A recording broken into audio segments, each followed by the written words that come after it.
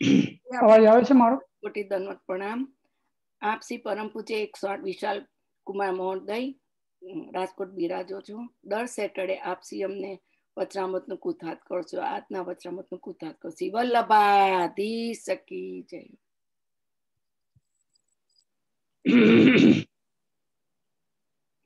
श्री वल्लभ चरणम शरणम सर्वदेहिनां समस्त दोष दहनम मस्तके राजताम के मार्गीय सर्वज्ञ करुणारसपूरित श्रेष्ठ फल प्रदाता तस्मै श्री गुरु।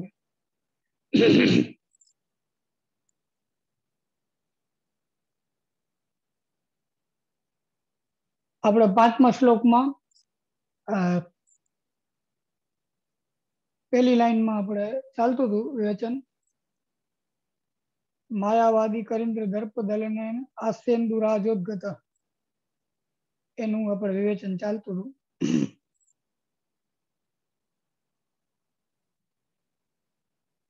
અને આ જે શ્લોક છે આખો એ શ્લોક એકચ્યુઅલી જ્ઞાન ગુણનું નિરૂપણ કરે છે પ્રભુના। એટલે એમાં જ્ઞાનની અંતર્ગત આમાં એ વાત છે।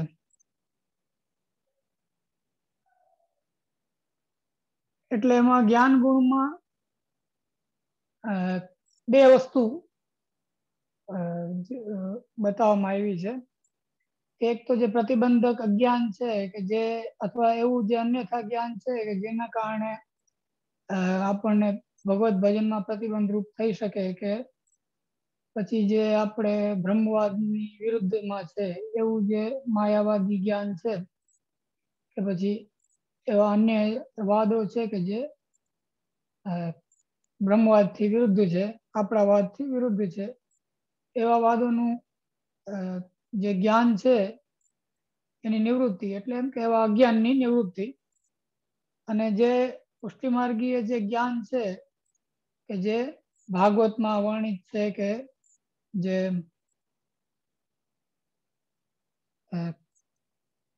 આચાર્યચરણ જે પ્રગટ થઈને સેવા માર્ગ જે આ પ્રગટ કરે છે એ જે જ્ઞાન છે કે જે ફલદાયક છે કે જેનાથી આધુનિક જે પુષ્ટિજીવો છે એને પુષ્ટિ ફલનો અનુભવ થાય।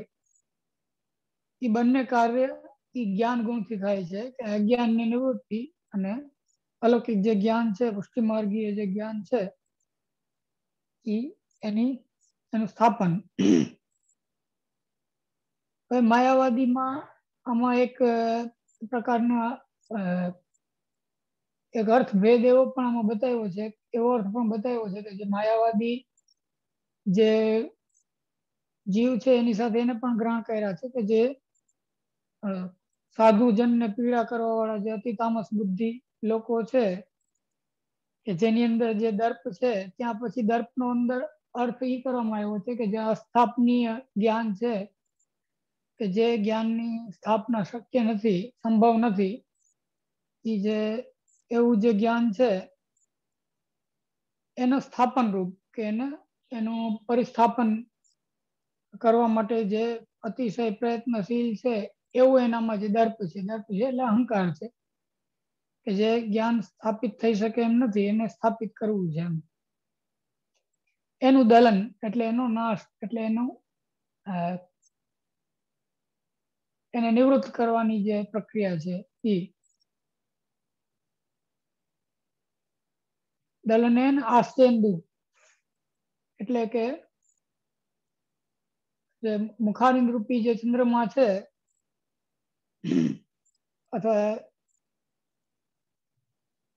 જેમ લૌકિક ચંદ્રમાની સમાનતા ન થાય એટલે આસ્યેન્દુ રાજોદ્ગત એટલે એમ કે ચંદ્રમાઓમાં પણ જે રાજા છે ચંદ્રમાઓના પણ જે અધિપતિ છે એટલે એમ કે અધિદૈવિક જે ચંદ્રમા છે જે લૌકિક ચંદ્રમા જેવા ગુણધર્મ કે જે અસ્ત થઈ જાય કે ઉદય થાય કે એવી પ્રકારના ગુણધર્મ જેની અંદર વિદ્યમાન નથી પણ જે નિત્ય છે અને જે ભગવત સ્વરૂપના અને જીવના સ્વરૂપના જ્ઞાનથી અને જે સંયોગ સુખાત્મક જે સેવા માર્ગ છે એને પ્રગટ કરીને અને જે ભગવદ લીલા છે એને ભાગવત દ્વારા પ્રગટ કરીને, કેમ કે આપણે જેમ પેલા મેં તમને સમજાવ્યું હતું કે જે લીલા છે એ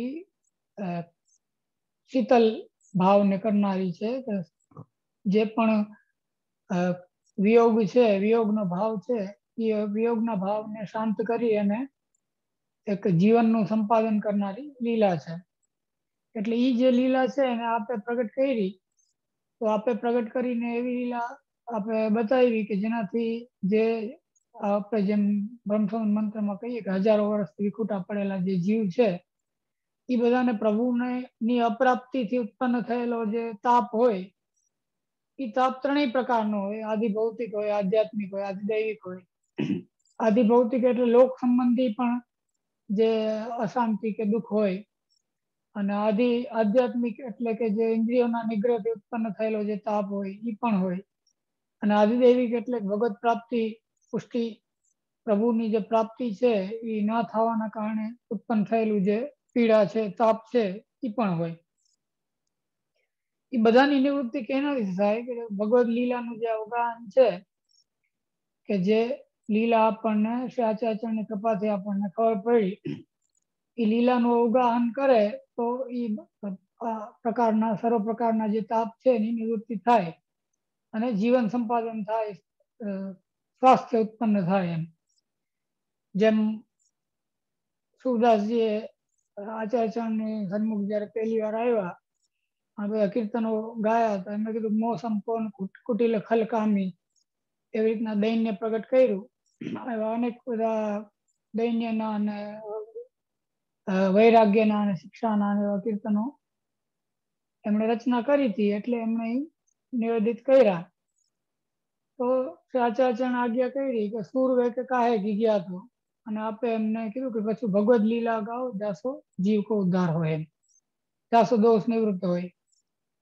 એટલે જે ભગવદ લીલા છે એ દોષ નિવૃત્ત કરનારી અને સ્વાસ્થ્ય પ્રદાન કરનારી છે જીવને.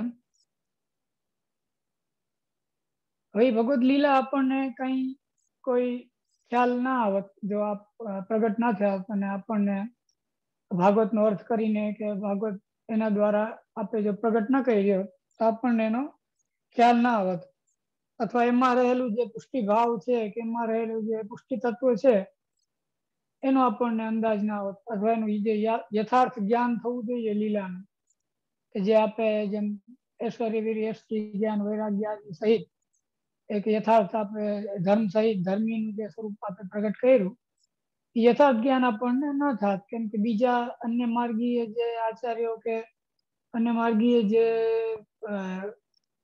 વક્તાઓ કે લેખકો થઈ ગયા, એમણે જે ભાગવતનો અર્થ કર્યો એમાં ઘણું બધું એમણે પોતાની રીતના અર્થને કર્યા, પરંતુ આપના જેવો એક કમ્પ્લીટ, જેને કહેવાય કે પ્રભુના સ્વરૂપના દરેક પાસાને નું વર્ણન કરતું એવું જે આપણે અર્થ કર્યો છે કે જેનાથી એક પૂર્ણતા એને પ્રાપ્ત થાય છે, એવો અર્થ આપણને બીજે જોવા નથી મળતો. એટલે એનાથી આપણને ખ્યાલ આવે છે કે એ જે ભગવદ લીલાનું જે વર્ણન આપણે કર્યું છે એનાથી જ આપણને પ્રભુના સ્વરૂપનું, જીવના સ્વરૂપનું અને એનું જ્ઞાન થાય છે આપણને. એટલે એને મુખારવિંદને ચંદ્રમાની ઉપમા આપી છે. ઇન્દુ એટલે ચંદ્રમા, કે જે ઉદિત થાય છે. જેમ આપનું પ્રાગટ્ય થયું હતું જાણે ચંદ્રમા ઉદય થયો હોય, એવી રીતના એનાથી જે ભગવદ લીલા છે એ પ્રગટ થઈ, આપના સ્વરૂપનું જ્ઞાન પ્રગટ થયું, અને એ જ્ઞાનથી જે અનેક પ્રકારના ત્રિવિધ તાપ હતા એ બધાના નિવૃત્ત થયા અને બધાને એક પ્રકારની શીતલતા થઈ. એમ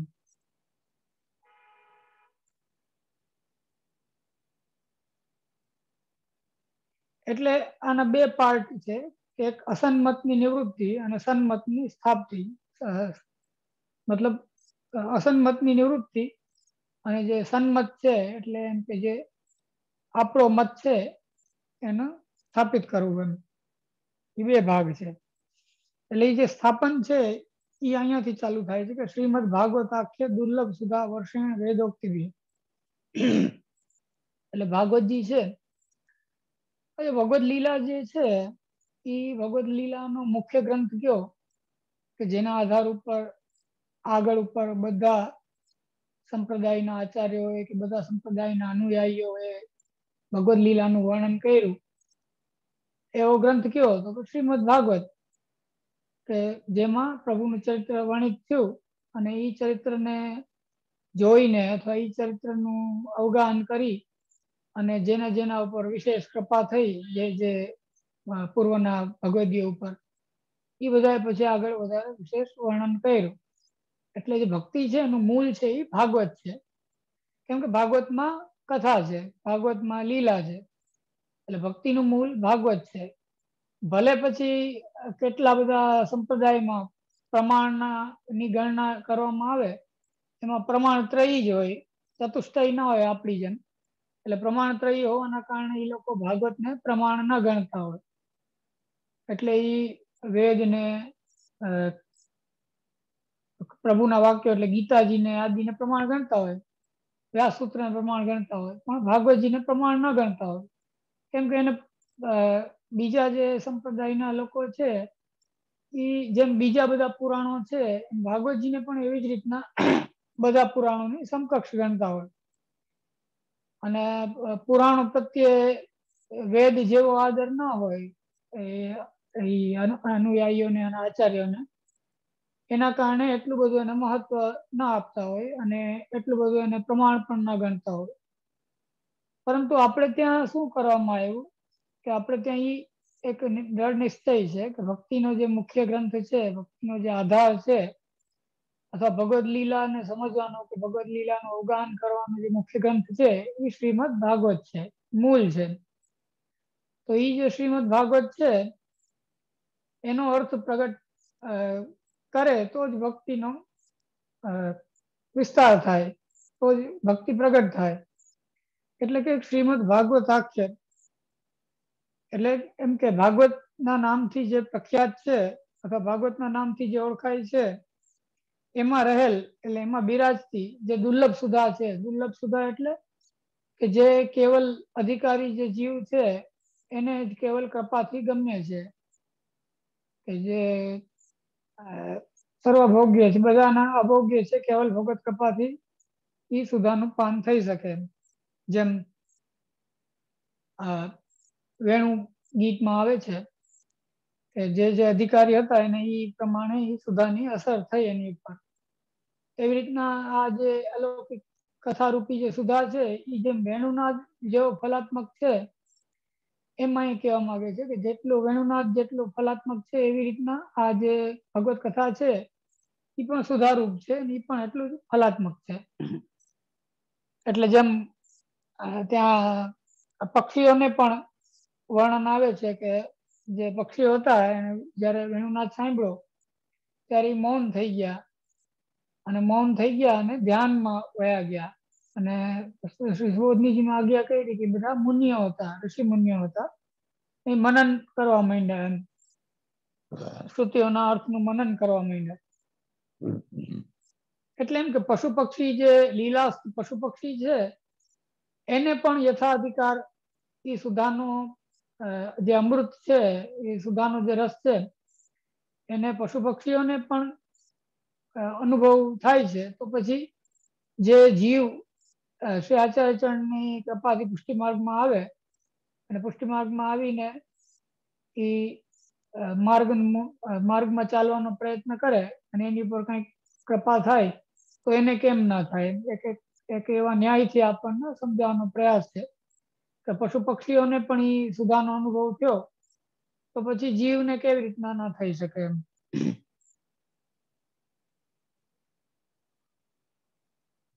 સુધા વર્ષેણ એટલે જેમ કે વર્ષા થતી હોય તો બધા ઉપર પડે, એવી રીતના બધા ઉપર પડે, પણ અધિકારી ભેદથી બધાની ઉપર એની અસર વધતા ઓછા પ્રમાણમાં અલગ અલગ થાય એમ. એટલે જેવો જેનો અધિકાર હોય, વેણુગીતમાં જેમ ગાયોના મુખારણમાંથી કવલ હતા એ એમને રહી ગયા અને ચાવવાનું બંધ કરી દીધું અને કાનને સરવા કરીને સાંભળવા માંડ્યા, એમ કૃષ્ણસાર જે હરણ હતા એ આપનું દર્શન એક ટકે કરવા માંડ્યા અને વ્રજભક્તો હતા એ પણ તલ્લીન થઈ ગયા અને એના હૃદયમાં આપનું સ્વરૂપ પધાર્યું કર્ણ દ્વારા, અને પછી ગુણગાન ગાવા માંડ્યા. એ જે આખી પ્રક્રિયાનું વર્ણન ત્યાં છે એવી જ રીતનો અહીંયા ભાવ સુધા કહીને પ્રગટ કરવામાં આવે છે કે જેમ ત્યાં સુધા છે એમ અહીં પણ આ જે કથા છે એની સુધા આપશ્રીના વચનામૃત દ્વારા, વચનામૃત છે વેણુના રૂપ છે, અને આપશ્રીએ જે સુબોધનીજી આદિ ગ્રંથો દ્વારા જે આ ભાગવતજીમાં રહેલ જે સુધા છે કે જે પરમ દુર્લભ છે, બીજા લોકોને પ્રાપ્ત થઈ શકે એમ નથી, આપની કૃપાથી જ પ્રાપ્ત થાય, એ સુધા આપે પ્રગટ કરી છે. અને વેદોક્તિ ભી નો મતલબ શું કે જેમ મેં પેલા કીધું કે બધા જે અન્ય માર્ગીય જે લોકો છે એ ભાગવતને એકલા પ્રમાણ નથી માનતા, એને પુરાણ સમકક્ષ ગણે અને બીજા પુરાણોનો પણ એટલો આદર ના કરે, તો પછી ભાગવતનો ક્યાંથી કરે? એટલે ભાગવતનો એટલો બધો આદર એ લોકોમાં નથી હોતો. એવું હોવાના કારણે જ્યારે આપણે કોઈ ભાગવતનું પ્રમાણ રજૂ કરીએ છીએ ત્યારે એ લોકોને એ સંતુષ્ટ નથી થતા, એને કોઈક વૈદિક પ્રમાણની આવશ્યકતા હોય છે. એટલે જ્યાં જ્યાં જરૂરત હોય ત્યાં ત્યાં આપશ્રીએ સુબોધનીજીમાં અને બીજા આપના ગ્રંથોમાં પણ ભાગવતની સાથે સાથે જે શ્રુતિઓનું પણ પ્રમાણ આદિ આપણે રજૂ કરેલ છે કે જેથી કરીને કોઈને એવો સંદેહ ના થાય કે આ માર્ગ છે એ શ્રુતિને અનુકૂળ નથી, વેદને અનુકૂળ નથી, અથવા વેદથી વિરુદ્ધ છે, એવી ભ્રાંતિ કોઈને ઉત્પન્ન ના થાય એના માટે આપણે એવું કર્યું છે. એટલે કે પ્રમાણ પુરસ્સર નિરૂપણ કર્યું છે ભાગવતજીનું પણ.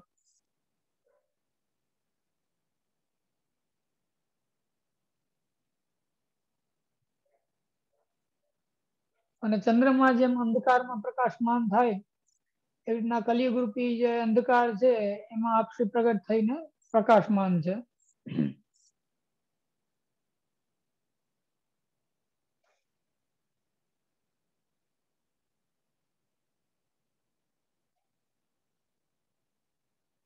અને આસ્તેન્દુ કીધું એટલે એ જ મુખારવિંદમાંથી એ નિર્ગત છે. જે શ્રીમદ ભાગવત છે એ મુખારવિંદમાંથી પ્રગટ થયેલ છે. મુખારવિંદમાંથી પ્રગટ થયેલ છે એમ કહેવાનું એક મુખ્ય ઉદ્દેશ એ છે કે આપશ્રીનું જે મુખારવિંદ છે એ સાક્ષાત પ્રભુનું જ મુખારવિંદ છે, કંઈ અલગ નથી, એનાથી ભિન્ન નથી પ્રભુના સ્વરૂપથી. એટલે એવું હોવાના કારણે આપના મુખારવિંદથી નિર્ગત જે વસ્તુ છે એ હકીકતમાં પ્રભુના અધરામૃત રૂપ જ છે, કે પ્રભુની અધર સુધા રૂપ છે, એમાં કોઈ ભેદ કે મિનમેક નથી એમ.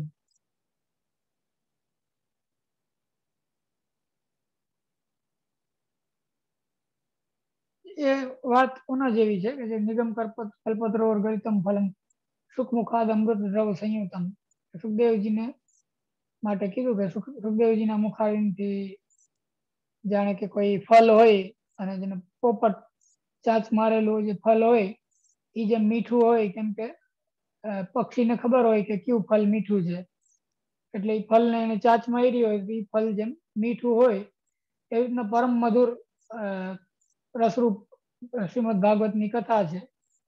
એટલે સુખદેવજીના મુખારવિંદમાંથી નિર્ગલિત છે, એટલે એમાં એક એવી એક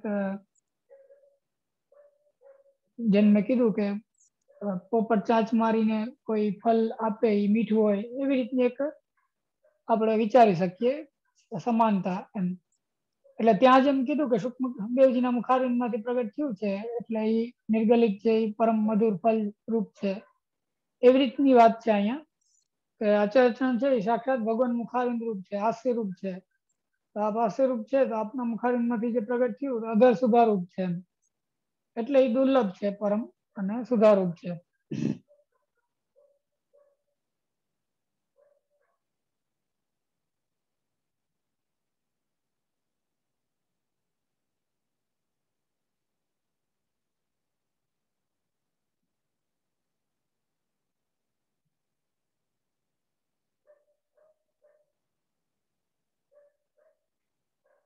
અને પછી કીધું કે રાધા વલ્લભ સેવયા તદુચિત પ્રેમણોપદેશે રખી, એટલે એમ કે સ્વામીજીના પ્રિય એવા જે પ્રભુ છે એની જે સેવા છે, એટલે સેવાનો માર્ગ જે છે, તો એ સેવાનો જે માર્ગ છે અને એને ઉચિત પ્રેમયુક્ત ઉપદેશથી એમ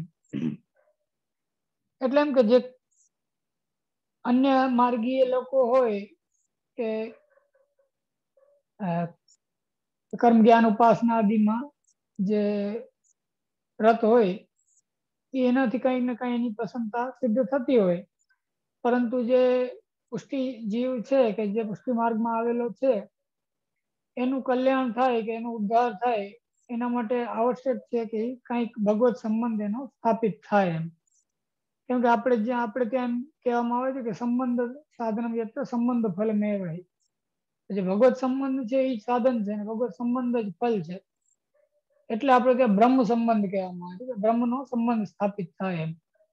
તો એ જે બ્રહ્મનો સંબંધ છે એ સ્થાપિત કઈ રીતના થાય કે આપણે કોઈક ને કોઈ વ્યાજથી કે કોઈ ને કોઈ બહાનાથી ભગવાન સાથે આપણો કોઈ નાતો ભગવાન સાથે આપણો કોઈ સંબંધ જોડાય કે જેથી કરીને આપણને એનો સંબંધ થાય.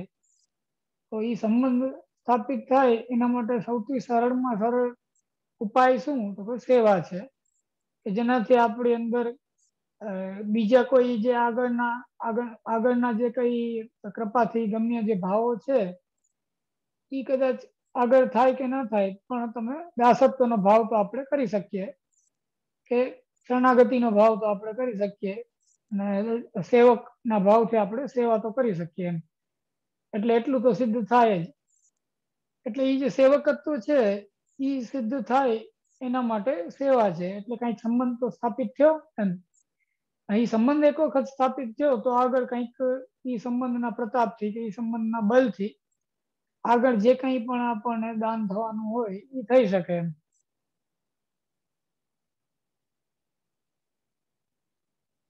એટલે કે કર્મ જ્ઞાન ઉપાસના આદિથી એ પુષ્ટિ ફલની પ્રાપ્તિ નથી થતી અને સેવાથી ફલની પ્રાપ્તિ થાય છે. એટલે કીધું કે સેવાથી એમ. હવે કોઈને એમ થાય કે જેમ સર્વ નિર્ણય આદિમાં આચાર્ય આજ્ઞા કરે છે કે જ્ઞાન રહિત હોય તો મધ્યમ ને ભક્તિ રહિત હોય તો મધ્યમ ને એવા પ્રકારે કંઈક સેવા એવી કંઈક સેવા કોઈ કરતો હોય કે જેમાં કાં તો જ્ઞાન ના હોય કાં પ્રેમ ના હોય તો એ કઈ ઉત્તમ પ્રકાર નથી એમ. આપશે પોતે જ કહે છે કે મધ્યમ છે એમ. તો એવામાં પણ અહીંયા એમ કહે છે કે પ્રેમનો ઉપદેશ રપી. એટલે એમ કે આપશે તો પોતે પ્રેમનો ઉપદેશ આપે છે કે પ્રેમથી પ્રેમ સહિત થવું જોઈએ એમ. એટલે જેમ કીધું કે ચેતસ તત્પ્રવણમ સેવા તત્સિદ્ધ્ય તનો વિત્તજા એવી રીતના એના પ્રેમને ઉચિત જે ઉપદેશ છે એ આપશ્રીએ આપના ગ્રંથો દ્વારા કે આપની વાણી દ્વારા આપેલ જ છે એમ. કેમ કે એ જે પ્રેમ છે એના વગર એ પુષ્ટિ તત્વ આવતું નથી. એટલે એ પ્રેમનો ઉપદેશ પણ જરૂરી છે એમ. ઉપદેશનો એક અર્થ એ પણ થાય કે પાસેનો દેશ. ઉપ એટલે પાસે અને દેશ એટલે જગ્યા. એટલે એમ કે ઈ ઉપદેશ એવી પ્રકારનો છે. અહીંયા એવો એક અર્થ કરવામાં આવ્યો છે કે ઉપદેશ છે એવી પ્રકારનો છે કે જે આપણને ભગવાનની પાસે લઈ જાય એમ. આપણને પ્રભુની પાસે સ્થાપિત કરે એવી પ્રકારનો ઉપદેશ છે.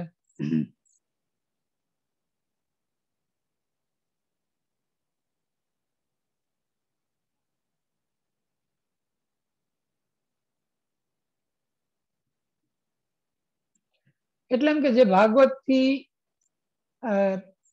મહાત્મ્ય જ્ઞાન થાય કે ભાગવતથી જે સ્વરૂપનું જ્ઞાન થાય અને પ્રભુનું જે પુષ્ટિ લીલા છે કે પ્રભુનું જે લીલાત્મક સ્વરૂપ છે એનું જ્ઞાન થયું ભાગવતથી, ભાગવતના અર્થના બોધથી, પછી એનો ત્યાં સુધી એનું કઈ પ્રયોજન કે એની ફલરૂપતા નથી કે જ્યાં સુધી સેવા ના કરે.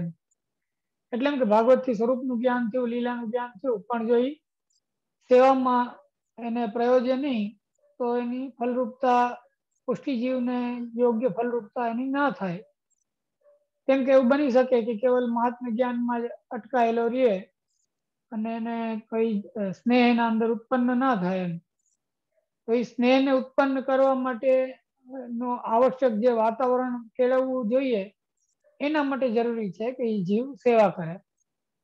બાકી બધું તો જે દોષની નિવૃત્તિ છે કે જે કંઈ પણ બીજા નડતર પ્રતિબંધ છે એની નિવૃત્તિ તો કથાથી થઈ શકે. કથાથી બધા પ્રતિબંધ નિવૃત્ત થઈ જાય એમ. પણ સ્નેહ છે એ કથા કરતા પણ સેવામાં જલ્દી આવવાની સંભાવના છે. એટલે આમ તો હકીકતમાં તો મૂળમાં તો બધું ભગવત કૃપાથી થાય, એટલે કથા કે સેવા કે હકીકતમાં તો કઈ નિયામક નથી. ભગવત કૃપા હોય તો કઈ પણ થઈ શકે. પરંતુ એક સહજ જીવનો જે સ્વભાવ છે કે જેમાં એ પોતાનું દેહ, પોતાનું જેને આપણે કહીએ કે મન વચન ને કર્મથી જે વસ્તુમાં એ જોડાય છે એમાં એનું બધું ચિત્ત વધારે એમાં લાગે છે. એ ન્યાયથી આ વાત છે કે સેવા છે એ આવશ્યક છે.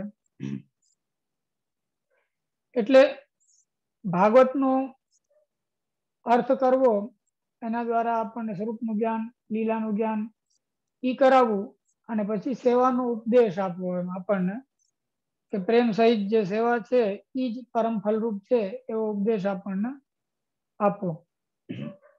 એના દ્વારા આપસીનું સ્વરૂપ એવું પ્રગટ થાય છે કે શ્રીમદ વલ્લભ નામ ધેય સદૃશો ભાવિ ને ભૂતોસ્તપી. એટલે એમ કે શ્રી વલ્લભ જેનું નામ છે એવા શ્રી આચાર્યચરણ છે એ આવો ઉપદેશ આપીને આપનું સ્વરૂપ એવું પ્રગટ થાય છે કે આપના જેવું, એટલે એમ કે આપની સમાનતા કહી શકે એવું ભાવિ ને ભૂતોસ્તપી. એટલે એમ કે આગળ પણ થઈ નહીં શકે અને પેલા પણ કોઈ થયું નથી, અત્યારે પણ છે નહીં. એમાં અન્ડરસ્ટુડ વાત છે કે અત્યારે પણ કોઈ નથી, અને મૂળમાં પણ પેલા પણ કોઈ થયું નથી, અને આગળ પણ કોઈ થશે નહીં એમ. એટલે એમ કે ત્રણેય કાળમાં આપના સમકક્ષ કોઈ જોવામાં આવતું નથી એમ. જેમ કચિત પાંડિત્યમાં કીધું કે આ બધા જે ગુણો છે એ આપના સિવાય કોઈનામાં વિદ્યમાન નથી, એવી રીતની જ અહીંયા વાત છે. અને અહીંયા મુખ્યત્વે જ્ઞાનનું નિરૂપણ છે.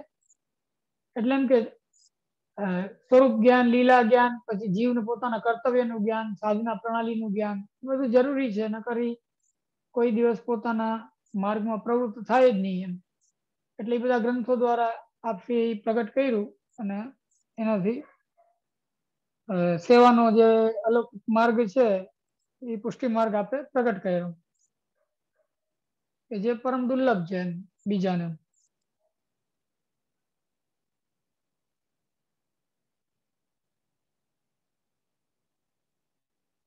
એ પરમ દુર્લભ છે એના બે માર્ગ આમાં બતાવવામાં આવ્યા છે. એક તો જેને એ સિદ્ધ છે એવા જે તદીય ભગવદીય વૈષ્ણવો છે, એ તદીય ભગવદીય વૈષ્ણવોનું અનુકરણ કે અનુસરણ કરી અને એના દ્વારા એને એ માર્ગ સમજાય.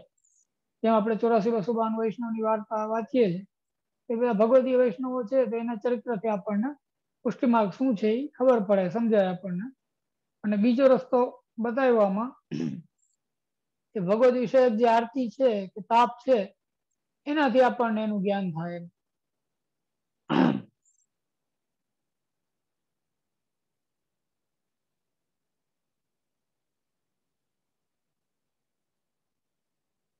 અને જે ભગવદ વિષયક આરતી છે એ તો એટલી પ્રબળ વસ્તુ છે કે એ આરતી જો પ્રગટ થાય તો એનાથી બીજાને પણ ફાયદો થાય, કે બીજા લોકોને પણ એના સંબંધથી એ ભગવદ વિષયક આરતી ઉત્પન્ન થાય એમ.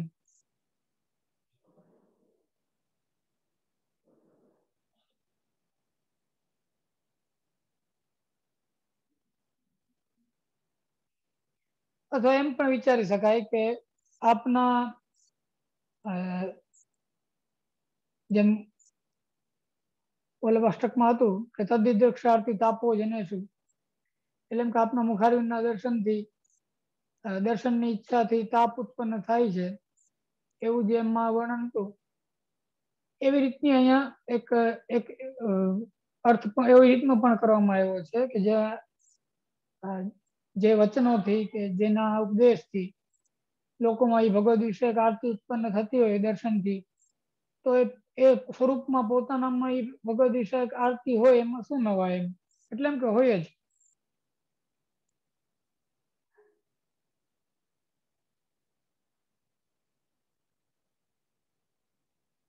અને જે આપણે ભાગવતનો અર્થ જે આપણે પ્રગટ કર્યો છે એ વેદથી અવિરુદ્ધ, એટલે એમ કે વેદથી વિરુદ્ધ એમાં કઈ છે નહીં. આપણે વેદ પુરસ્સર એને એટલે એમ કે વેદના વચનોને ટાંકીને જ્યાં જ્યાં જરૂર છે ત્યાં ત્યાં ભાગવતાર્થમાં આપણે નિરૂપણ કરેલ છે.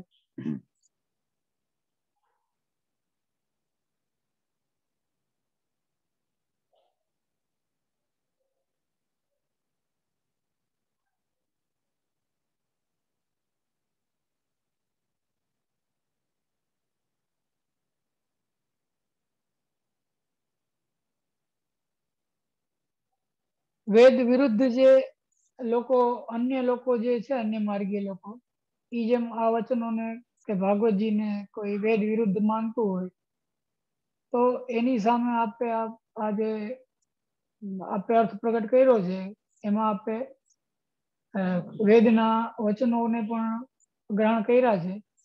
એની સાથે આપણે એના પુરસ્કાર અર્થ કરેલા છે. એનાથી શું થાય છે કે જે ભગવદ લીલા છે અથવા જે શ્રીમદ ભાગવત છે એનું નિત્યપણું અને અલૌકિકપણું એનાથી પ્રગટ થાય છે કે ઈ ભગવદ લીલા છે એ નિત્ય છે અને અલૌકિક છે.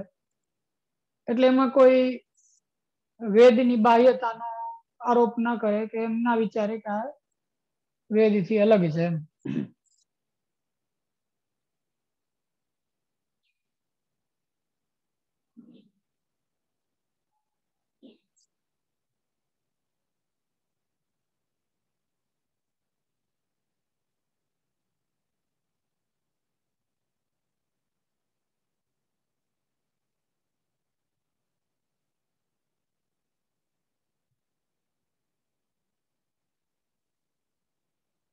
એક મેં શરૂઆતમાં એમ કીધું હતું તમને કે જ્ઞાનનું નિરૂપણ છે. એકચ્યુઅલી જ્ઞાનનું નહીં, સોરી, શ્રીનું નિરૂપણ છે. અને શ્રીનું નિરૂપણ અહીંયા 3 રીતના છે. એક તો જ્ઞાનથી, સ્વરૂપથી અને ક્રિયાથી. એટલે જે પહેલા આવ્યું એ જ્ઞાનથી આવ્યું નિરૂપણ, જે માયાવાદી કરીન્દ્ર દર્પ આવ્યું એ જ્ઞાનથી શ્રીનું નિરૂપણ થયું. ત્યાંથી લઈને વેદોક્તિ ભી સુધી પેલી બંને લાઈનમાં જ્ઞાનથી નિરૂપણ થયું. અને સ્વરૂપનો જે ઉત્કર્ષ છે એ રાધા વલ્લભ સેવે આ તદુચિત પ્રેમ ઉપદેશે રપી એ સ્વરૂપ ઉત્કર્ષ છે. એટલે સ્વરૂપની શ્રી છે કે જે વલ્લભ કીધું એટલે પ્રિય, એટલે સ્વામીજીને અતિ પ્રિય. સ્વામીજીને અતિ પ્રિય એટલે જે આચાર્ય ભાવથી વિચારી શકાય કે સ્વામીજીને અતિ પ્રિય. પુરુષોત્તમ ભાવથી એમ વિચારી શકાય કે જેમ સ્વામીજીને અતિ પ્રિય જે પ્રભુ છે એ જ જાણે પોતે વિદ્યમાન છે, બિરાજે છે. એટલે એ સ્વરૂપથી ઉત્કર્ષ થયો કે સ્વરૂપથી શોભા થઈ એમ.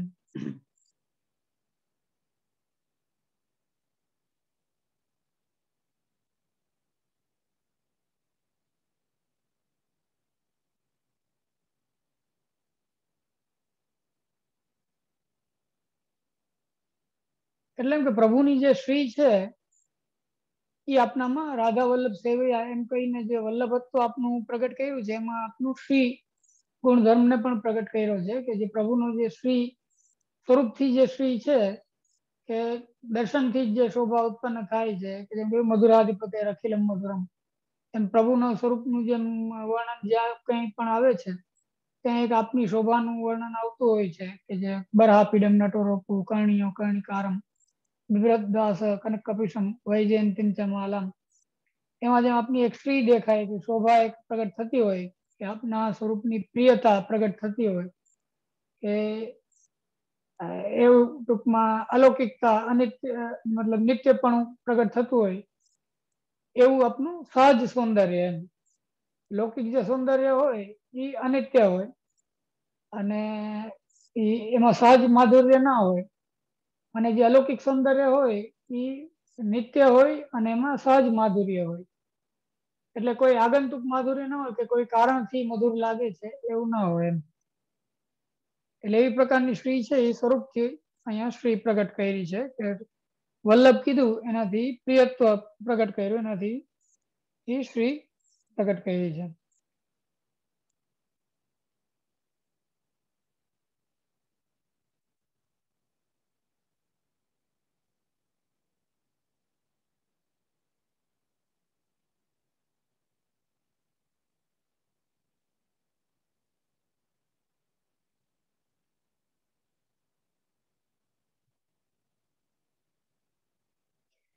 અને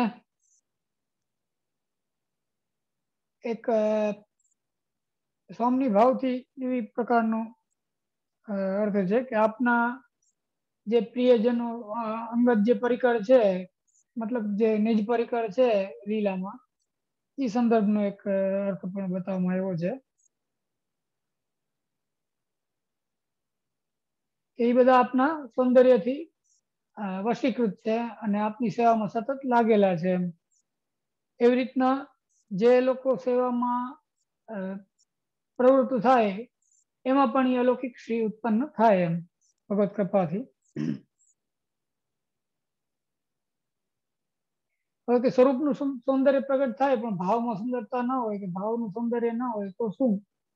એટલે કે છે કે તદુચિત પ્રેમનો ઉપદેશ એ નથી, કે જે પ્રેમનો ઉપદેશ છે એ આપણે છે કે જેનાથી ભાવનું પણ સૌંદર્ય પ્રગટ થાય એમ.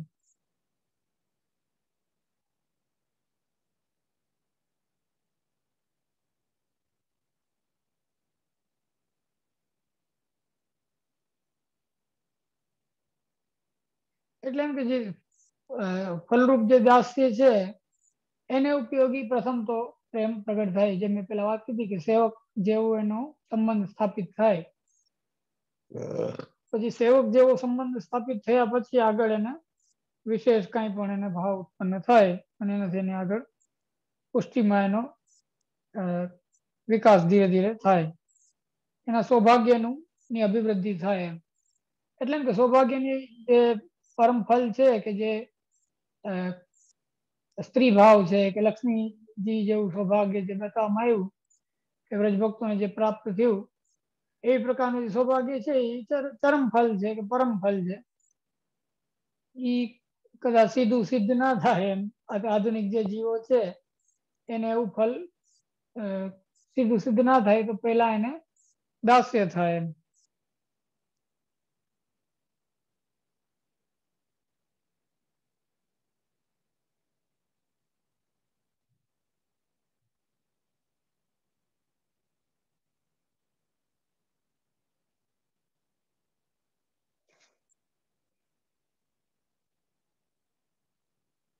પ્રભુ છે એ પરમ રસરૂપ છે, રસો વૈસ જેને શ્રુતિઓ કહે છે. તો એ પરમ રસરૂપ જે પ્રભુ છે એમાં જેને અતિ પ્રેમ છે કે એવા જે એના વલ્લભ છે, એવા શ્રી આચાર્યચરણ છે, એ પણ રસરૂપ છે. અને એ જે બંને રસરૂપ છે એમાં એટલે એમ કે ઠાકોર સ્વામી યુગલ સ્વરૂપ જે પરમ રસરૂપ છે એની સેવામાં એને પ્રીતિ ઉત્પન્ન થાય, એની સેવામાં એને સમાન પ્રેમ ઉત્પન્ન થાય એવો ઉપદેશ આપશ્રી પ્રગટ કરે છે. હવે જે ઉપદેશ છે એ ક્રિયા છે, જે ખાલી જ્ઞાન છે એ એનાથી કાર્ય સિદ્ધ નથી થતું. કે કોઈને જ્ઞાન થઈ ગયું કે પ્રભુનું સ્વરૂપ શું છે, એનું પોતાનું સ્વરૂપ શું છે, કે પુષ્ટિ સ્વરૂપ કોને કહેવાય, લીલા પુષ્ટિ કઈ કહેવાય, અને પુષ્ટિનું બધું જ્ઞાન થઈ ગયું, પોતાના કર્તવ્યનો પણ બોધ થઈ ગયો, પછી કઈ કરે નહીં તો પછી પાછું એને કઈ ક્રિયાથી ઉત્કર્ષ ના થાય એમ.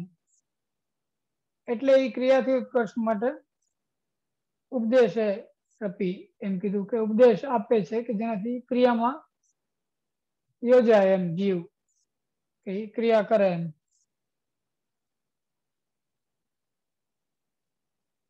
એટલે એ ક્રિયાથી સ્ત્રી છે, એ સેવામાં યુક્ત થાય અને એનાથી એ ક્રિયાની જે શોભા છે એ પ્રગટ થાય એમ. એટલે ત્રણ રીતના અહીંયા શ્રી જે પ્રભુની છે એ ત્રણ રીતના પ્રગટ થઈ, કે જ્ઞાનથી, સ્વરૂપથી અને ક્રિયાથી. જ્ઞાનથી ઈ કે ભાગવત આદિથી પેલા શ્લોકની 2 લીટી જે છે એમાં જ્ઞાનથી શ્રી પ્રગટ થાય છે, 2 લાઈનથી. અને આગળનું જે છે એમાં સ્વરૂપથી છે, રાધા વલ્લભ સેવયાથી. અને ઉપદેશથી જે ક્રિયાથી છે.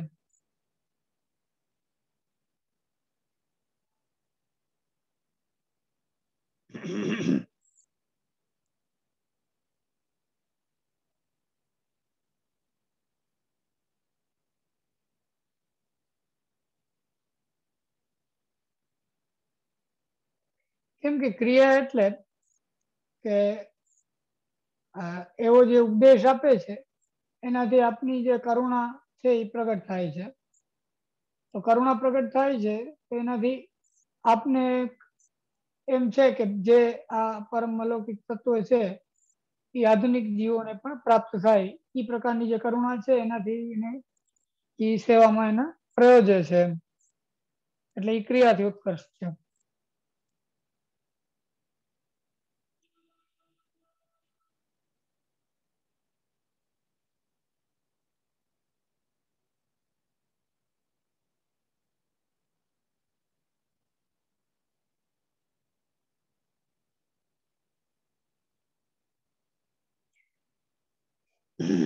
હવે એવું છે કે અન્ય જે માર્ગો છે એમાં કોઈ મંત્રો ઉપદેશ કરવામાં આવ્યો હોય, જેમ આપણે આ ઉપદેશમાં બે વસ્તુ છે. એક તો નામ મંત્રનો ઉપદેશ છે, એક નિવેદન મંત્રનો ઉપદેશ છે. અને પછી નામ નિવેદન થઈ ગયા પશ્ચાત કોઈને જીવને શું સાધન કર્તવ્ય છે કે એક પુષ્ટિ જીવ તરીકે એનું શું કર્તવ્ય છે એનો જે ઉપદેશ છે એ આગળના બધા શ્રોષ ગ્રંથ આદિમાં પ્રગટ કરવામાં આવ્યો કે જીવને શું કર્તવ્ય છે એમ. એટલે એ ત્રણ જે ઉપદેશ મેં ગણાવ્યા કે એક તો નામ મંત્રનો ઉપદેશ છે, એક નિવેદન મંત્રનો ઉપદેશ છે અને એક સાધના પ્રણાલીના અનુસાર એને શું કર્તવ્ય છે જીવને એનો ઉપદેશ છે. તો એ બધા જે ઉપદેશ છે એનાથી હકીકતમાં થાય છે શું, તો જે નામ મંત્ર છે એનાથી એને કથા આદિનો અધિકાર પ્રાપ્ત થાય છે. નિવેદન મંત્ર છે એનાથી એને સેવાનો અધિકાર પ્રાપ્ત થાય છે. અને સાધના પ્રણાલીનો ઉપદેશ છે એનાથી એને સેવા કેમ કરવી એનું એને જ્ઞાન થાય છે. એટલે એ પણ એટલું જ જરૂરી છે એમ. એટલે કહેવાનું તાત્પર્ય એ છે કે જે અન્ય સંપ્રદાયસ્થ જે આચાર્યો કે એ લોકોએ જે મંત્ર નો ઉપદેશ જ્યારે આપે છે ત્યારે એ મંત્રના ઉપદેશની સાથે સાથે જે માર્ગ છે એ મર્યાદા હોવાના કારણે એક પ્રકારનું એક સાધનની અપેક્ષા એમાં સહજ છે એમ. કે આ મંત્ર અમુક પ્રકારનું સાધન કરશો તો જ ફલિત થશે, નહીં તો ફલિત નહીં થાય એમ. એવી રીતનું આપણે ત્યાં કંઈ પણ કોઈ ધારાધોરણ કે બંધન રાખવામાં આવેલું નથી કે ભાઈ કોઈ અષ્ટાક્ષરની આટલી માલા કરે તો જ એને કંઈક ફલિત થાય, કે પછી કોઈ 50 વર્ષ સેવા કરે તો જ એને ભગવાન બોલે, કે પછી કોઈ આટલા કીર્તન ગાય તો જ એને અનુભાવ જતાવે. એવું કોઈ પ્રકારનું બંધારણ કે એવું કોઈ પ્રકારનું એક ફોર્મેટ કોઈ નક્કી કરવામાં આવેલ નથી. કેમ કે એનું મુખ્ય કારણ એ છે કે સાધનની અપેક્ષા પ્રભુને નથી એમ પુષ્ટિમાં. જો પ્રભુ પુષ્ટિસ્થ છે તો, કે જેમ કીધું ભગવાન પુષ્ટિસ્થ ન કરી સ્થિતિ લૌકિક જગતિમ, કે પ્રભુ જો પુષ્ટિસ્થ છે તો એને કઈ અપેક્ષા નથી સાધનની એમ. સાધનની અપેક્ષા નથી આપણાથી તો એનો મતલબ એ થયો કે જે કંઈ પણ ફલનો અનુભવ આપણને કરાવશે અથવા થશે એ કોઈ સાધનને અનુસાર નહીં થાય એમ. કમસે કમ એટલું તો આપણને ખ્યાલ સમજમાં આનાથી આવી જ શકે કે જે કંઈ પણ ફલાનુભવ આપણને પુષ્ટિ માર્ગમાં રહીને થશે એ કોઈ આપણા સાધનને અનુસાર કે સાધનને પ્રમાણમાં એને પ્રોપોર્શનેટ નહીં હોય કે તમે આટલું સાધન કર્યું એટલે તમને આટલું ફલ મળ્યું. જ્યારે જે અન્ય સંપ્રદાય છે એમાં એ એક મર્યાદા હોવાના કારણે એક ફિક્સ સિસ્ટમ છે કે એક ને એક બે જેવું કામ છે, ગણિત જેવું, કે આટલું કરશો એટલે આટલું થશે એમ. એમાં પછી કોઈ મિનમેક નથી એમ.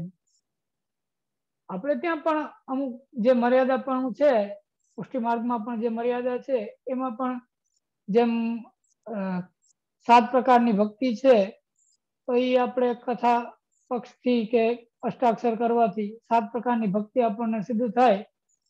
એ વધતા ઓછા અંશે ટૂંકમાં સાધનની અપેક્ષા વાળું કહી શકાય એમ, થોડું ઘણું.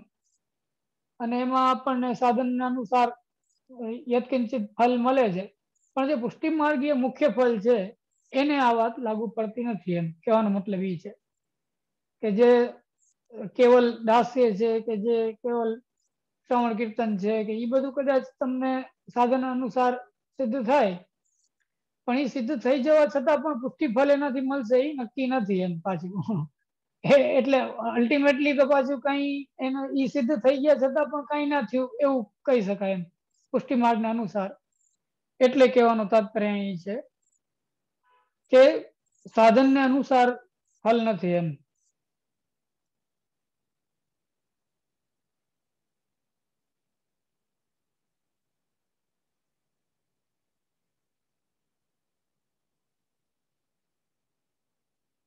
એટલે અહીંયા કહેવાનું તાત્પર્ય એ છે કે એ જે મંત્રો છે એના કથનના સમયે જ પરમ ફલરૂપ છે એમ. અહીંયા મૂળ વાત કહેવાની એ છે કે આપણે ત્યાં જે મંત્રો છે, નામ ને નિવેદનના મંત્રો, એ નામ ને નિવેદનના મંત્રોને જ આપણે એટલું બધું મહત્વ આપીએ છીએ. એ મહત્વ આપવાનું કારણ એ છે કે આપણને એક ફલરૂપપણાની બુદ્ધિ થાય કે આ જે મંત્રો છે એ પોતે જ સહજ ફલરૂપ છે એમ. એના મંત્રના પ્રતાપથી આપણને કંઈક પણ કૃપા થશે એમ. તો એ ફલરૂપતા આપણે જે એની મંત્રોની આપણે માનીએ છીએ એનાથી આપણે શું કરીએ છીએ કે આપણા સાધનમાં કે આપણા કૃતિમાં જે સાધનપણું છે એને આપણે આપણી કૃતિમાંથી કે આપણા દેહમાંથી નિવૃત્ત કરી અને મંત્રમાં સ્થાપિત કરીએ. સમજમાં આવી વાત? કે જે સાધન છે કે જે આપણી ક્રિયામાં કે આપણે જે કંઈ પણ કરીએ છીએ એમાં આપણે એને ફલરૂપતા ને આપણે નથી મૂકતા કે હું આ કંઈક કરીશ એનાથી મને આ ફલ મળશે કે મેં આ કર્યું એનાથી મને આ ફલ મળ્યું. એમાં આપણે એ ફલને ના મૂકી અને આપણે આચાર્યચરણ દ્વારા ઉદ્દિષ્ટ જે મંત્રો છે એને જ આપણે ફલરૂપ માનીએ છીએ. એ મંત્રના પ્રતાપથી આપણને આ ફલ પ્રાપ્ત થયું. કે આપણે બ્રહ્મસંબંધ લીધું તો બ્રહ્મસંબંધ લેવાના કારણે આપણો એક સંબંધ સ્થાપિત થયો અને એ સંબંધ સ્થાપિત થવાના કારણે આપણને આ ફલ પ્રાપ્ત થયું છે. એટલે આપણે એ ફલનું કારણરૂપ આપણી ક્રિયાને નહીં પણ એ મંત્રને આપણે માન્યું એમ.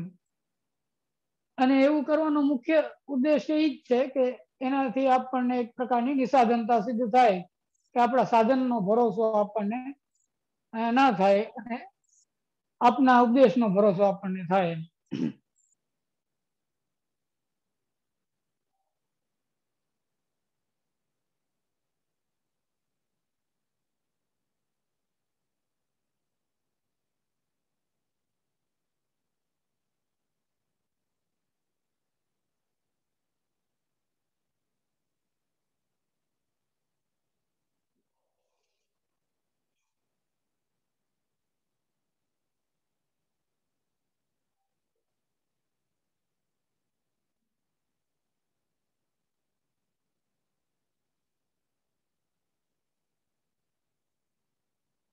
અને આપના જે આપના જે દાસ છે, દાસજનો છે એના સંબંધથી કે જે સકલ ગુણ સંપન્ન છે. સકલ ગુણ સંપન્ન છે એટલે કે જેમ 84 વૈષ્ણવની આપણે વાર્તા છે તેને આપણે બધાને ભગવદીય કક્ષામાં ગણીએ છીએ. એટલે કે એના દ્વારા આચાર્યચરણની કૃપાથી એ બધા ભગવદીઓને અલૌકિક સેવા સિદ્ધ થઈ તો પછી આગળ પણ એમ કે આપની કૃપાથી થઈ શકે એમ. ભલે આગળ એના ઈ ભગવદીઓના સમકક્ષ કે ઈ ભગવદીઓ જેવું ફલ કદાચ પ્રાપ્ત ન થાય, પરંતુ યત્કિંચિત જે કંઈ પણ અધિકાર હોય એ પ્રમાણે આગળ પણ ફલ પ્રાપ્ત થઈ શકે છે એમ. એટલે જ એમાં કોઈ જે વાર્તાઓ છે એ વાર્તાઓમાં કોઈમાં એવા પ્રસંગો આપવામાં આવેલા છે કે જેમાં દીક્ષા લેવાની પહેલાની સ્થિતિ અને પછીની સ્થિતિ બે બતાવવામાં આવી છે. કે લોકોને આધુનિક જીવોને ખ્યાલ આવે કે દીક્ષા લેવા પહેલા આવી લૌકિક સ્થિતિ હતી એમ, અને દીક્ષા લીધા પછી કૃપાથી એની સ્થિતિ એટલી અલૌકિક થઈ ગઈ એમ. એટલે એનાથી આપણને એ ખ્યાલ આવે કે દીક્ષાના પ્રતાપથી કે મંત્રના પ્રતાપથી એની સ્થિતિ થઈ એમ.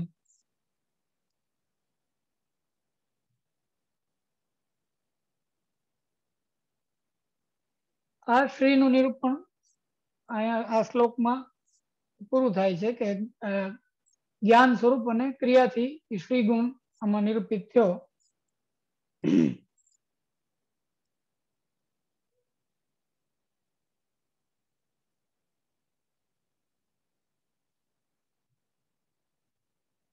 કોકને એમ પ્રશ્ન થાય કે જે સેવા છે એને ક્રિયામાં ના ગણી એને જ્ઞાનમાં ગણી આમાં શ્લોકમાં, ને જે ઉપદેશ છે એને ક્રિયામાં ગણ્યો, એવું કેમ જે શ્રી માટે? એનું કારણ છે કે આચાર્યચરણ માટે સેવા મુખ્ય ક્રિયા નથી, એમના માટે ઉપદેશ છે એ મુખ્ય ક્રિયા છે. એટલે એમાં આપની શ્રી પ્રગટ ઉપદેશથી થાય છે, સેવાથી પ્રગટ આપણા માટે સેવા છે એ મુખ્ય છે, પણ આપના માટે સેવા મુખ્ય નથી, આપના માટે ઉપદેશ છે એ મુખ્ય ક્રિયા છે. એટલે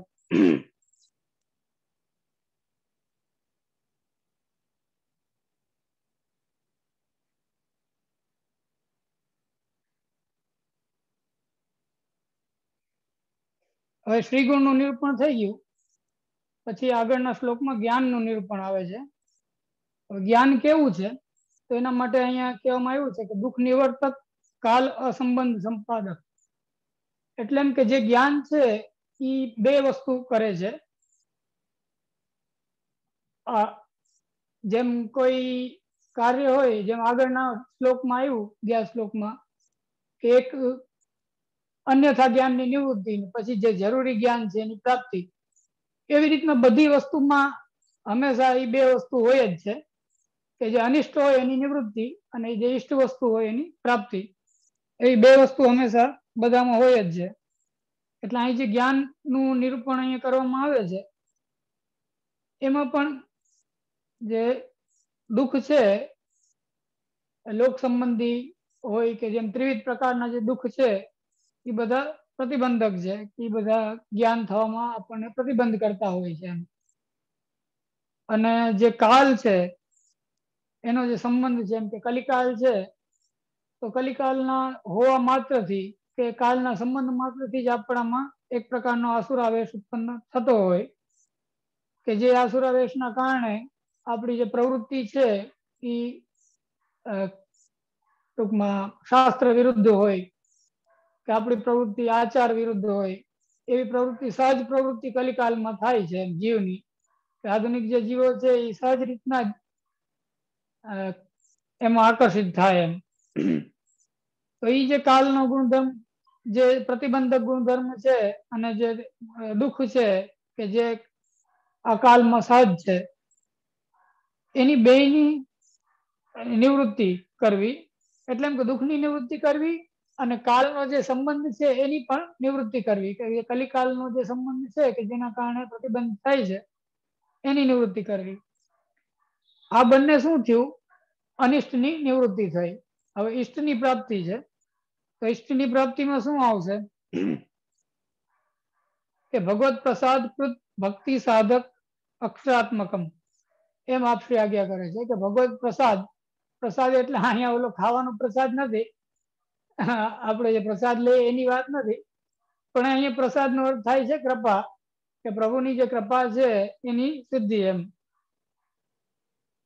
એટલે પ્રભુની જે કૃપા છે એ કૃપાથી શું થાય છે? ભક્તિ સિદ્ધ થાય છે. જેમ અર્જુનને આપણે આજ્ઞા કરી મર્યાદા ભક્તિમાં પણ કે દદામી બુદ્ધિ યોગમ તમ યેન મામુ પયાંતિ તે, હું બુદ્ધિ યોગનું તને દાન કરું તો એનાથી તને મારામાં ભક્તિ થશે એમ. તો જો મર્યાદા ભક્તિ એવી રીતના થતી હોય કે ભગવાન બુદ્ધિ આપે ને થાય, તો પછી પુષ્ટિ ભક્તિમાં તો શું કેવું એમ. એટલે કૃપા સાધ્ય હોય તો કેવલ.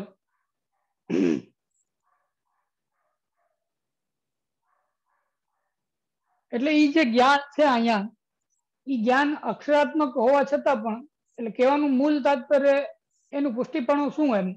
કોઈને એમ પ્રશ્ન થાય કે જ્ઞાન ગુણ આપનો પ્રગટ થાય છે, તો જ્ઞાન ગુણ છે એ તો અક્ષરાત્મક છે, કેમ કે જ્ઞાન જ અક્ષરાત્મક છે. તો અક્ષર બ્રહ્માત્મક જે જ્ઞાન છે એ પુષ્ટિમાં શું કઈ રીતના ઉપયોગી થાય એમ, અક્ષરાત્મક જે જ્ઞાન છે. તો અક્ષરાત્મક જ્ઞાન છે એ પુષ્ટિમાં ઉપયોગી એટલે થાય છે કે અક્ષરાત્મક જ્ઞાનથી દુઃખની નિવૃત્તિ થાય છે અને કાલનો સંબંધ એને નિવૃત્ત થાય છે. તો જેમ સેવા ફલમાં કીધું કે તત સંસાર દુઃખ છે નિવૃત્તિ બ્રહ્મ બોધનમ,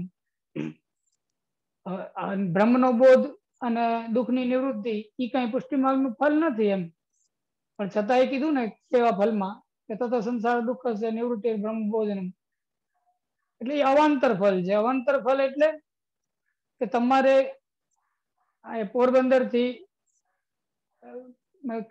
રાજકોટ થી પોરબંદર જવું હોય તો એ રસ્તાના બધા ગામ આવવાના જ છે, અથવા અહીંથી વ્રજમાં જવું હોય તો એ રસ્તાના બધા ગામ અમદાવાદ થઈને જવું પડે એમ, કે નાથદ્વારા આવે કે બધા ઈ જે સ્થાનો છે એ રસ્તામાં વચમાં આવવાના જ છે, એનો કોઈ ઉપાય નથી એમ, અથવા એ રસ્તેથી જ જઈ શકાય છે. જેમ કીધું મહાજનો એને ગતસ્થ પંથા, કે મોટા મહાપુરુષો જે આપણી પહેલાના થઈ ગયા, એમ કીધું ગોપી પ્રેમ કી રજા, ગોપીજનો જે માર્ગ થી ગયા એને આપણે પુષ્ટિ માર્ગ કીધો.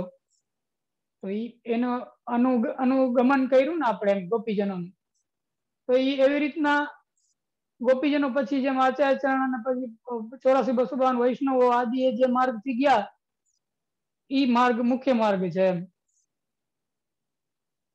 તો એ માર્ગ જે આપણને બતાવવામાં આવ્યો છે એમાં એ અવાંતર ફલ છે કે દુઃખની નિવૃત્તિ અને બ્રહ્મનો બોધ થવો એમ, એ બંને વસ્તુ જરૂરી છે, આવશ્યક છે.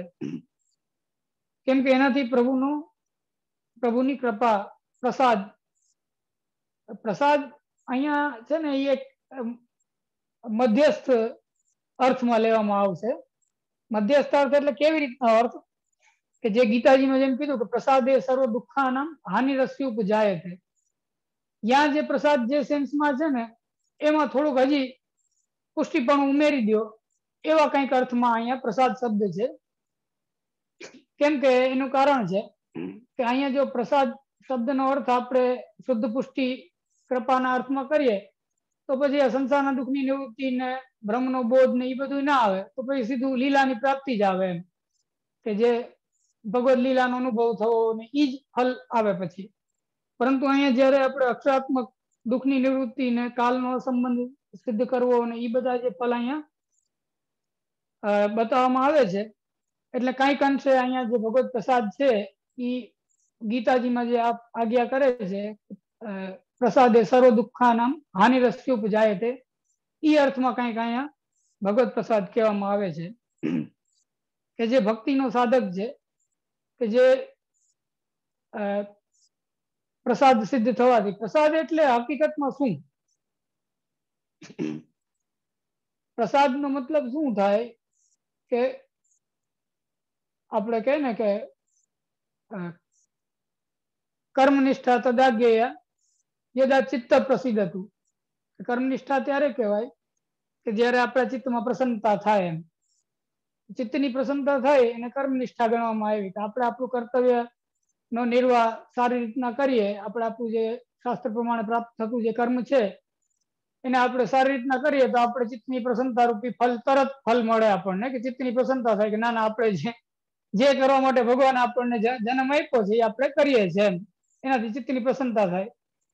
પછી છે જ્ઞાન નિષ્ઠા તદા યદા સર્વજ્ઞો ભવે, કે જ્ઞાનની નિષ્ઠા ક્યારે કહેવાય કે જ્યારે તમને બધું જ્ઞાન થઈ જાય, બધું સમજમાં આવી જાય કે જળ જીવ જગત જગદીશ શું છે બધું એમ, આખું જે પ્રભુનું પ્રગટ કરેલું જે છે બધું એ શું છે એમ એ તમને આખું સમજાઈ જાય, બધું એ સર્વજ્ઞતાનું જ્ઞાન આપણને થઈ જાય. એ ભક્તિ નિષ્ઠા જ્ઞાન નિષ્ઠા તદા યદા સર્વજ્ઞ ભવે, એટલે સર્વજ્ઞપણું સિદ્ધ થાય. અને જે ભક્તિ નિષ્ઠા તદાજ્ઞેય યદા કૃષ્ણ પ્રસિદ્ધ હતું, એમ આપશે આજ્ઞા કરી કે ભક્તિ નિષ્ઠા ત્યારે કહેવાય કે જ્યારે કૃષ્ણની પ્રસન્નતા સિદ્ધ થાય. તો ઈ જે કૃષ્ણની પ્રસન્નતા સિદ્ધ થાય એમ આપશ્રીએ કીધું ભક્તિ નિષ્ઠાથી, અને ત્યાં ભગવાને ગીતાજીમાં જે કીધું પ્રસાદે સર્વ દુઃખાનામ હાનિરસ્ય ઉપજાયતે, ઈ બેયની વચમાં આ વાત છે. સમજમાં આવી વાત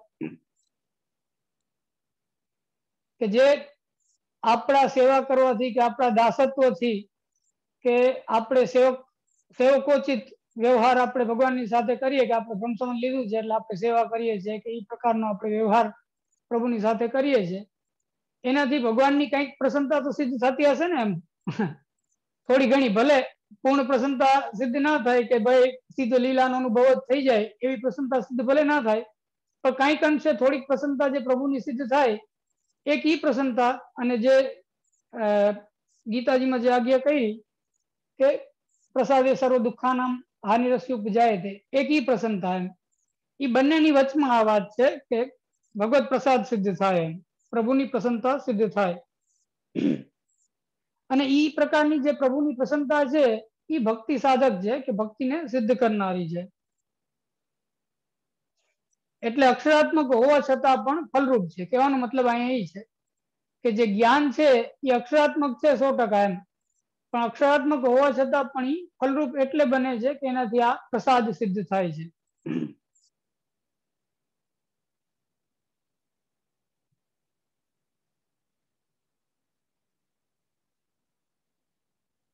એટલે જ્યારે જ્યારે પુષ્ટિ માર્ગમાં ના અંતર્ગત જ્યારે જ્ઞાનનું વર્ણન આવે છે, ત્યારે ત્યારે ઈ વર્ણન છે એ પુષ્ટિ માર્ગીય ફલોન્મુખ જ્ઞાનના અર્થમાં જ છે, કે પુષ્ટિ માર્ગીય ફલને સિદ્ધ કરાવનારું જ્ઞાન, એમ એ અર્થમાં જ જ્ઞાન ગુણ ગણવામાં આવે છે. જેમ આપણે કહીએ કે શ્રી છે એ જ્ઞાન ગુણનું સ્વરૂપ છે, એમ, અથવા જ્ઞાનાત્મક કોઈ અધ્યાયનું વર્ણન આવે કે અહીંયા ભગવાનનું જ્ઞાન ગુણ પ્રગટ છે, એમ, તો એને પુષ્ટિના અર્થમાં તો આપણે એને એ રીતના સમજવાનું કે પુષ્ટિ માર્ગીય ફલને સિદ્ધ કરનારું જ્ઞાન, એમ.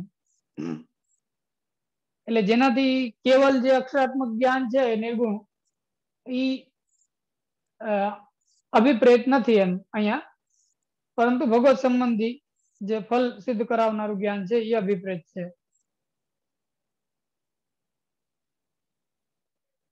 એટલે આની શ્લોકની શરૂઆત જ ચરણના વર્ણનથી થાય છે. કે યદંગ્રી નખમંડલ પ્રસૃત વારી પિયુષ યુગ વરાંગહૃદય કલિસ્તૃણમિવે તુચ્છીકૃત પ્રજાધિપતિરિંદિરા પ્રભૃતિ મૃગ્ય પાદાંબુજ ક્ષણેન પરિતોષિતસ તદનુગત્વમેવાસ્મ્ય.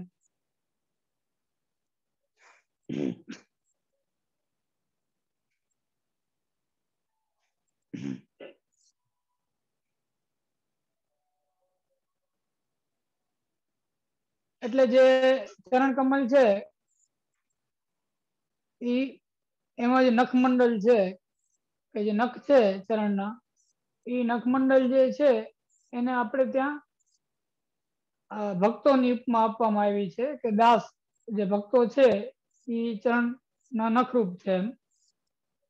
એટલે એ નખચંદ્રમાં રૂપ છે કે જે જીવના જો હૃદયમાં જો પ્રવેશ કરે તો એનાથી એનું અજ્ઞાન દૂર થાય અને એને પ્રકાશિત થાય એનું હૃદય, એમ. એટલે એને નખની ઉપમા આપી છે કે નખચંદ્ર જેમ હોય એવી રીતના, એમ. અને મંડલ કીધું, એ મંડલ એટલે જ કીધું કે એનો સમૂહ, એમ, કે જે ભક્તોનો જે સમૂહ છે, કે જે ચરણારવિંદમાં આસક્ત છે, એવા જે ભક્તો છે એનો જે સમૂહ છે, એમ. એના દ્વારા પ્રસૃત એટલે એના દ્વારા જે પ્રસરાવેલું, એના દ્વારા વિસ્તરાયેલું જે જલ, અમૃતરૂપી જલ, એટલે અથવા અમૃતરૂપી રસ, અમૃત રસ,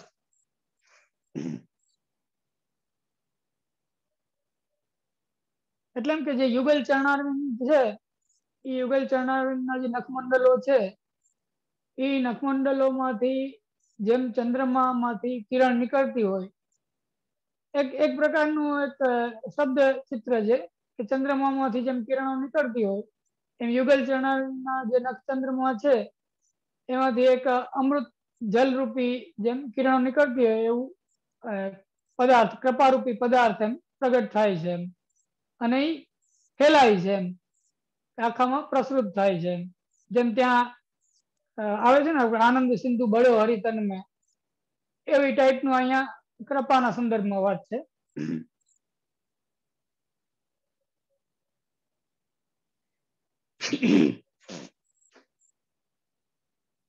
વરાંગ હૃદય, વરાંગ હૃદય એટલે એના બે અર્થ થાય છે. વરાંગ એટલે એક તો મસ્તક, કે કોઈ પણ જે ભક્ત છે એ ભક્તનું ઉત્તમ અંગ કયું, તો કે ઉત્તમ અંગ છે એનું મસ્તક છે, કે જે મસ્તક છે એ સીધું ચરણ કમલોના સંસર્ગમાં દંડવત કરતી વખતે આવે છે એમ, એટલે એનું ઉત્તમ અંગ છે. તો એક તો એ એના મસ્તકનો ભાવ થયો. અને વરાંગનો એક બીજો અર્થ એ થાય કે જે દૈવી પુષ્ટિજીવ છે, એ પુષ્ટિજીવનું જે અલૌકિક દેહ છે એ બધા કરતા ઉત્તમ છે, એટલે એ અંગ જે છે એ અલૌકિક છે એમ, એટલે પણ વરાંગ થયું. એટલે એવા વર એટલે ઉત્તમ અંગ જેનું છે, એવા જે પુષ્ટિજીવો જે છે એ પુષ્ટિજીવોના હૃદયમાં, વરાંગ હૃદય એટલે એમ કે એવા પુષ્ટિજીવોના હૃદયમાં.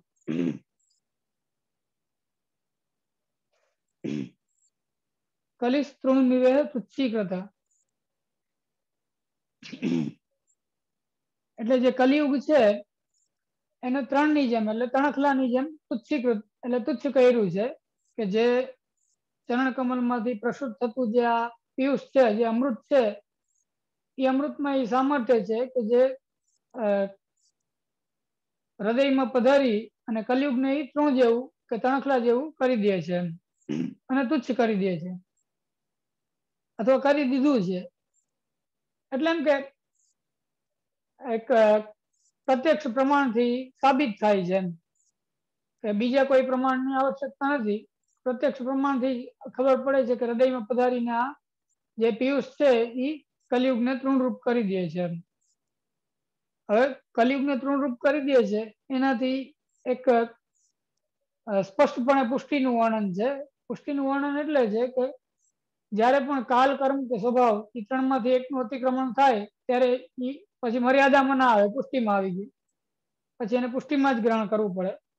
અહીં કીધું કલીને ત્રણની જેમ તોડી નાખ્યું એમ, કલયુગને કે તણખલાની જેમ તુચ્છ ગણવામાં આવે છે કલયુગને. એ જે હૃદયમાં જ્યારે અમૃત પ્રગટ થાય છે ત્યારે એ કલયુગ છે એ તણખલા જેવું થઈ જાય છે. તો એનાથી ખબર પડે છે કે જે કૃપારૂપી જે અમૃતનું વર્ણન અહીં કરવામાં આવે છે એ જ પુષ્ટિ છે, એ પુષ્ટિરૂપી કૃપા છે. અને પ્રસૃત કીધું એટલે એમ કે કોઈ લિમિટેડ ક્વોન્ટિટીમાં નથી એમ, કે ભાઈ કોઈને એમ થાય કે થોડીક વાર કૃપા વરસી ને પછી બંધ થઈ ગઈ, કે હવે નથી વરસતી, કે આધુનિક કાળમાં કે જયારે અવતાર કાળ હતો ત્યારે એ કૃપા થતી હતી ચરણારીની, હવે અનવતાર કાળ છે ત્યારે આધુનિક કાળમાં એ કૃપા નથી થતી. તો એવું નથી એમ, એ નિત્ય એ ચરણારીમાંથી એ કૃપારૂપી અમૃત પ્રસૃત થાય રાખે છે એમ, એને કોઈ કાલનો બાદ નથી, નિત્ય છે.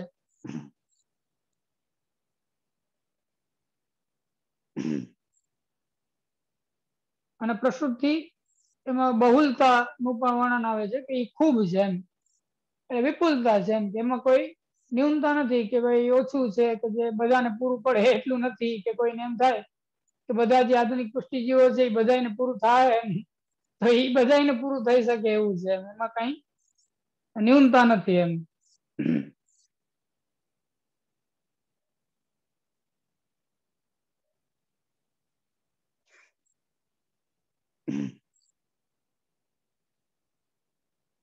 અને અલૌકિક દેહાદી સંપાદન યોગ્ય છે. હવે આ છે ને એક આખો એક પોઈન્ટ જ છે, એ અત્યારે નહીં થઈ શકે આખો, એટલે આજે આપણે આટલું રાખીએ. એટલે આપણે પછી જે તનુનવત્વ ની સિદ્ધિ નું આમાં જે વર્ણન છે એ આપણે પાછા મળીએ ત્યારે. વલ્લભાધીશ કી જય.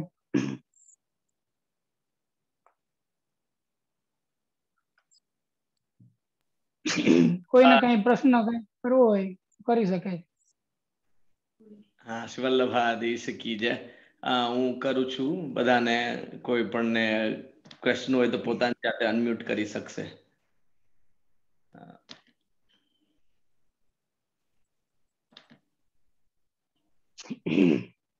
હવે કરી શકશે.